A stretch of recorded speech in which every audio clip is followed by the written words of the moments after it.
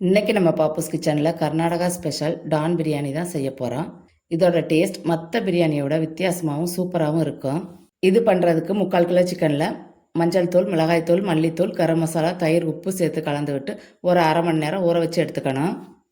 அடுத்து ஒரு மிக்சி ஜாரில் மல்லி, புதினா, சின்ன வெங்காயம், பூண்டு, இஞ்சி, பச்சை மிளகாய், முந்திரி பருப்பு சேர்த்து நைஸாக அரைச்சி எடுத்துக்கணும்.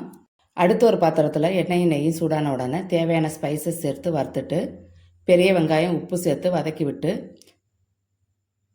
நம்ம அரைச்சி வச்ச மசாலாவையும் சேர்த்து அதோட பச்சை வாசனை போகிற வரை வதக்கி விட்டு ஊற வச்சுருக்கிற சிக்கனையும் தக்காளியும் சேர்த்து 5 நிமிஷம் வதக்கி விட்டு டீட்டெயில் டிஸ்கிரிப்ஷனில் இருக்குது, பார்த்துக்கோங்க. பிரியாணிக்கு தேவையான அளவு தண்ணி சேர்த்து ஒரு தடவை கலந்து விட்டு மூடி போட்டு சிக்கனை 3/4 பதத்துக்கு வேக வச்சு எடுத்துட்டு அரை மணி நேரம் ஊற வச்ச சீரக சம்பா அரிசியை சேர்த்துட்டு கூடவே கொஞ்சம் லெமனும் சேர்த்து ஒரு தடவை கலந்து விட்டு மூடி போட்டு அது மேலே வெயிட் வச்சு வேக வச்சு எடுத்திங்கன்னா நம்பவே முடியாத டேஸ்ட்டில் சூப்பரான டான் பிரியாணி ரெடி.